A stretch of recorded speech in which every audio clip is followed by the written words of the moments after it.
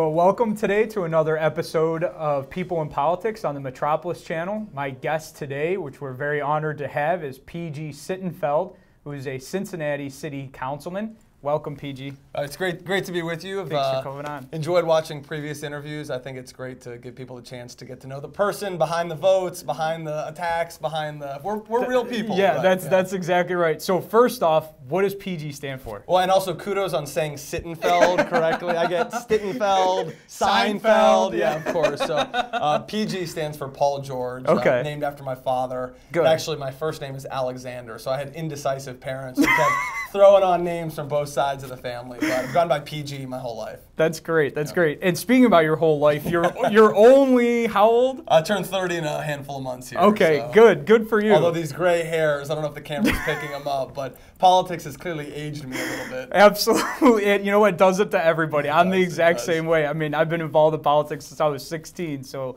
I'm just happy to keep my dark hair right now. You look good. I'm sure it's going to change sooner or later. But tell me a little bit about yourself. How did you get started in politics? Where did you grow up? Right. Well, so I'm lifelong Cincinnatian. Okay. Backing up, I won't take you from the very beginning, but my parents met as teenagers in Kansas City. They didn't start dating then, but moved to Cincinnati, sight unseen, middle-class family. My dad started a job at Procter & Gamble. My mother was a career school teacher. I'm the youngest in a family of 4 kids. Wow. It was a, I mean, I look back now and I think the greatest blessings of my life were, I had a supportive family behind me. I got a great education. So grew up as the baby boy. In preschool, I got a ride to school every day with my preschool teacher. In junior high school, I got a ride to school every day with a junior high school librarian. In high school, I got a ride to school every day with a high school art history teacher. In each cases, that person was also my mother. Wow. So, at the time there was, you can imagine some adolescent teen anguish and embarrassment. Who wants to be a student where their mom's a teacher? But, I look back now on my upbringing, and not to be cheesy about it, but I think, if every young person in the country got to take the same ride to school that I did, both sort of metaphorically and literally, where you have a loving, caring parent by your side, where the destination is a great education, what would the country look like? So in terms of what motivated me into politics, what keeps me inspired, I mean, how can we make sure that no matter where you start, no matter what you look like, you have pathways to opportunities? So that's sort of big picture what compelled me to do it. Went away for college and grad school. Where'd you go to college? I went to Princeton University for college, and then earned a scholarship over to Oxford University in England. And what I can tell people, you can take the boy out of Ohio, you can't take the Ohio out of the boy. The one thing I learned over there is I thought, well, people in the United States clearly think that folks who have British accents are incredibly charming. So maybe when I'm over there, they'll think an American accent is very charming. That's not the case one bit. Not at all. Not one bit. So I knew as soon as I was finished with grad school, Ohio is the only place I've ever wanted to be. Was really excited about what was going on in Cincinnati. I mean, we are a proud American city, have a really great tradition and history. Like all cities, we've had our ups and downs, but I think we're on a hot streak right now. So actually came back to get involved in education reform work, turning Cincinnati public schools into round-the-clock hubs. So instead of 7:30 a.m. to 2:30 p.m. and then lock the doors, turn out the lights, shoo the kids into the street, to have the school be the hub of the neighborhood with health resources, after-school programming, adult education. So I got involved in that, got to know the sort of needs and challenges of different Cincinnati neighborhoods at a really sort of local level. Looked at the then current city council and thought, I can do a better job than at least a handful of these folks. So took an early stab. A lot of folks, because in Cincinnati, it's a citywide race. It's very unique, right? It's a citywide race. They're kind of expensive. You have to have high name recognition. I mean, I was a young guy. No one knew who I was. A lot of people said, oh, that's cute that you're thinking about running.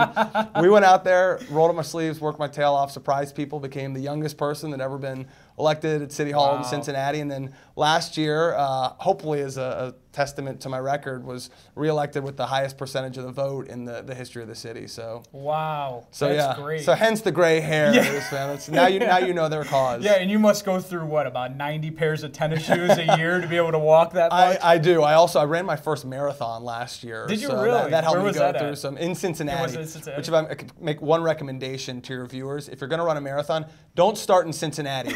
We're a beautiful city, and part of why we're beautiful is we have a lot of rolling hills. Yes. So it doesn't doesn't go well. Down there a lot. Exactly. I'm thinking in my head, going, man, that's got to be a difficult city to Bobby's run like, better to go 26 miles in my car than on foot. That'd be my recommendation. 26 miles, that's great. I haven't ran 26 miles my whole life, and you did that just in one day last year. It's an activity that goes well when not campaigning for office. So sort of the off-year deal, but it was a good outlet.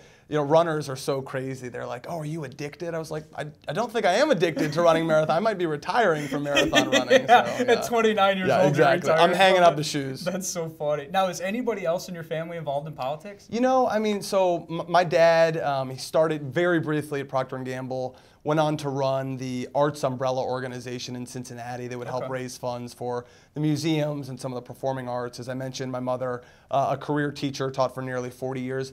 You know, they were interested in public affairs. We would certainly talk about politics around the dinner table, but no one had ever run for office before. I mean, I think of them as much more civic than sort of political. So if they had their volunteer time, and they've constantly volunteer, you know, it'd be more likely to be for a local charity or for a local educational organization than for a candidate. I mean, they're not hugely ideological people. I grew up, I mean, you know, I'm a proud Democrat. A ton of our family friends were Republicans. So I think they're more saying what's good for the community. And like a lot of, I mean, it's easy to be cynical about politics. So they're proud of me, but this was not their wish. Like, we will raise a future politician. That's so fun. Now, is Cincinnati's a part-time city council, full-time? How does that work? It's full-time. So I know in different parts of the state, you know, sometimes you sort of get paid a stipend and you're supposed to be there a few hours a week. Because I represent the entire city, 52 neighborhoods. So, you know, between the council agenda, the committee work, making sure from public safety to economic development to environmental issues, making sure I'm prepared to act on the allocation of funds, the legislation that we're coming forward, to just constituent meetings, everything from a developer that wants to, you know, add a building of a couple hundred units to someone who says, Sittenfeld, I need to get my trash picked up, there's a pothole in my driveway. And then just folks who, because the city is sort of at the center of so much activity, who say, I want to meet with you not because you can do anything, I just want you to know about it, and then showing up, community councils, church festivals. So in terms of hours, it's more than full-time, in fact, but I love it. Well, and you work constantly, like you just said. I mean, there's so many meetings that you're going to and so many constituents that you're talking to. What do you do for fun in your free time? This is fun. In the 1 hour of free time you have in a day or whatever, what do you do for fun? Do you golf? Do you like to travel? So I just took like a kind of vacation last week, and my girlfriend would tell you this, my family would tell you this. After like 2.5 days, I start to get so restless. I'm like, I miss work. I miss the routine of doing stuff. So, you know, not to be cheesy about it, I love waking up every day and going to City Hall, thinking about how can we grow jobs in Cincinnati? How can we improve our neighborhoods? I genuinely find it fun. I think you and I have probably both met some people like this who they seem to go into politics. They don't love people. Like, they like the policy side. They like having some of the decision-making capability, but they just don't love the social part of it. Exactly. I love the social part. So the truth is, this is fun for me, so I don't mind doing it 7 days a week. You know, when I can, I like going for runs, a little bit of pickup basketball, as much as these old legs will still let me get in the air, you know, see a movie, read a book, hang out with my friends, my girlfriend, and my family. But I'm pretty good to work most of my waking hours. Yeah. That's good. That's great. Now, you just recently received a pretty cool phone call from a national correspondent, right? Chuck Todd from NBC News. I did. So I got a call out of the blue from Chuck Todd's team. Unfortunately, it was not Chuck on the line. You know, I think for people who... Maybe we can get him to call you now. I was going to watch this, we can get him to Chuck, call you if you can ring, we'll get you my cell phone off air. But got a call from NBC/MSNBC saying, Chuck Todd has picked you as one of 4, this is his term, not mine, but 4 rising stars in Ohio politics, 2 Democrats, 2 Republicans. So I felt like I should grow an honorary goatee or something. And when Chuck Todd gives you a shout out, you need to celebrate somehow. That's a huge shout out. I mean, Ohio's a very political state, and there's a lot of people here involved in politics. Look, I mean, one, I don't take overly seriously. I mean, there are so many talented people. I've gotten to know so many Democrats who I have a huge admiration for, who I know have bright futures. But I think we've all gotten used to watching on election night, Chuck Todd sort of, circling things on the whiteboard or pointing at the map. So to then see my face on screen next to him saying, "This guy seems like he's going places. I'll take what I can get from Chuck Todd." So it was a nice compliment. Well, my nickname in college, which all my college friends will know about, is the old man. I was always the old man. I always had to be in my dorm room at 6:30 to watch NBC Nightly News. So I grew up always watching Brian Williams and Chuck Todd and Tom Brokaw. It's a good honor. It's an all-star team, yeah. So if Chuck Todd, if you want to grab a beer sometime, stay in touch. My schedule's open. I don't think you're going anywhere anytime soon in Ohio politics. That's for sure. Hopefully. But one of the questions that I like to ask everybody on the show is, and it kind of gives a little bit of insight as to how you conduct yourself in politics. Who's your favorite U.S. president and why? I feel like this is a little bit, I do like to be a student of politics, so this is a little bit of like, who's your favorite child? Who's your favorite sibling sort of question? I mean, I would be clear that, and this is not my answer, in fact, but I mean, there have been two formative presidents in my life, Democratic presidents, President Clinton, President Obama. In different ways, I have taken inspiration from both of them and what they've tried to do for the country. I'm reading a book about Alexander Hamilton right now, and I mean, the Founding Fathers, such an incredible generation, but if you made me pick one, and I think you're going to, FDR for me for a variety of reasons. I mean, that's actually mine too. Is it? All right, well, good. I passed the test, but I just think at two levels. One, I mean, what he was able to do psychologically for the country. I mean, I think when people live without fear, when we can be a country without fear, what can you accomplish? What obstacles can you overcome? So clearly, he was the right person at the right time.